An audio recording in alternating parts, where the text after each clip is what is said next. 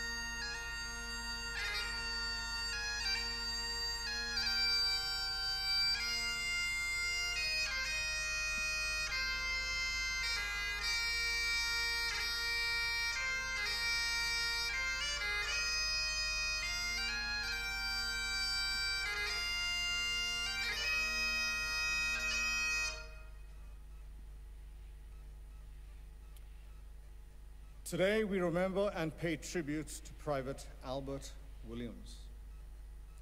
Albert James Williams was born in October 1897 in the Sydney suburb of Redfern, the second son of John Marshall and Louisa Williams.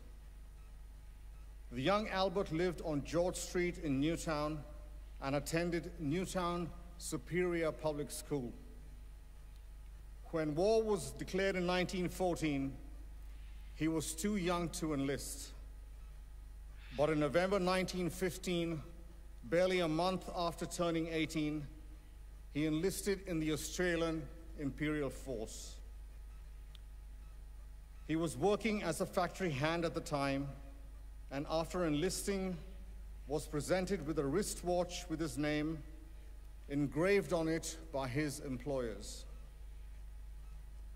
After spending some time at Holsworthy Camp in Western Sydney, in January 1916, Private Williams set off on the troop ship Runic, bound for Egypt. He arrived in Alexandria in late February and then spent about a month at a training base at Zaytun outside Cairo.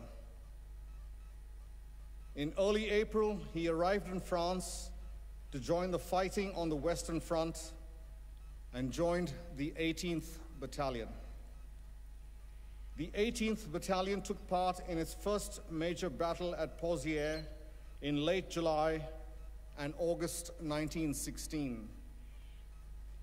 Part of the Battle of the Somme, the fighting around Pozières and nearby Mouquet farm was vicious, and the Australians suffered 23,000 casualties in just 6 weeks. After a spell in a quieter sector of the front in Belgium, the 2nd Division, including the 18th Battalion, returned to the Somme in October. The battalion was spared from participating in the Battle of Flers, but rotated in and out of the front line not far from nearby Longueval. Winter was setting in, and the trenches had turned to quagmire. On the 15th of November, a party of the 18th Battalion, including Private Williams, was sent into the front lines to improve conditions in the trenches. At some point during the day, a high-explosive artillery shell landed near part of the party, killing and wounding a number of men. Private Williams was so severely wounded that at least one of those that came to the rescue thought he had been killed. Williams was taken to 1st Australian General Hospital with multiple serious wounds. By the time he arrived at the hospital, his left thigh had developed gas gangrene, a particularly severe bacterial infection, and on the 24th of November 1916, he died of his wounds.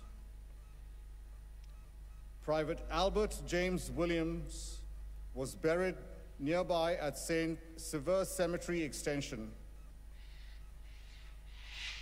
He was 19 years old. That December, notice of his death appeared in the Sydney Morning Herald, including the following lines. Midst the battle's awful din, with firm resolve to die or win, a credit to his uniform, our hero fell, and so we mourn. 8 years later, his parents inserted a piece in the same paper on the anniversary of his death, which included the words, "Gone, but not forgotten." Williams's name is listed on the Roll of Honor on my right, among almost 62,000 Australians who died while serving in the First World War.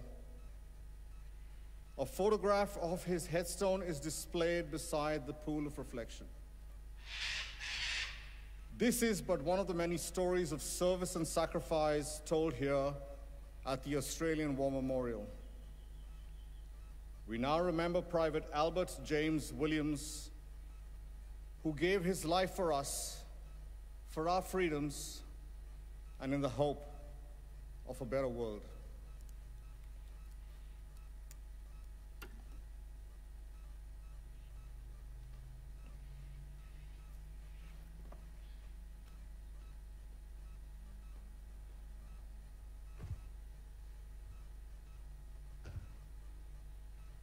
They shall grow not old, as we that are left grow old.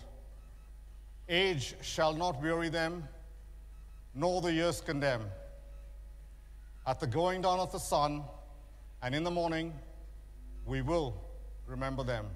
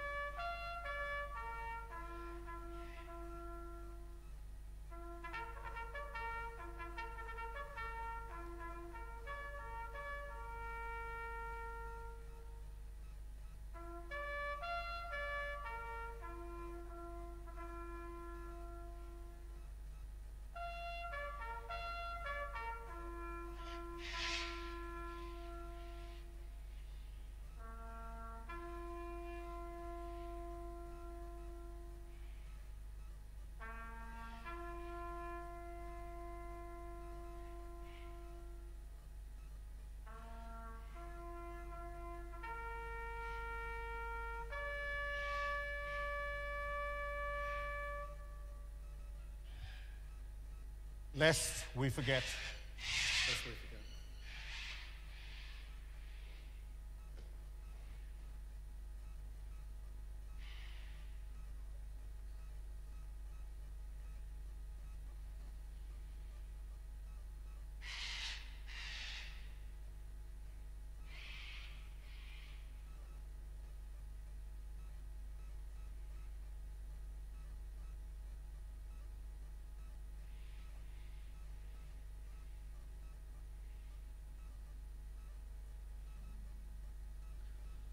We leave you this evening with the words of the memorial's founder, Charles Bean.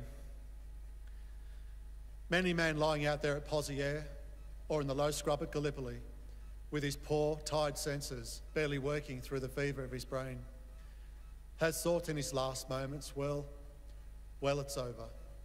But in Australia, they will be proud of this. Ladies and gentlemen, that concludes the last post ceremony. Thank you for visiting the Australian War Memorial and good evening.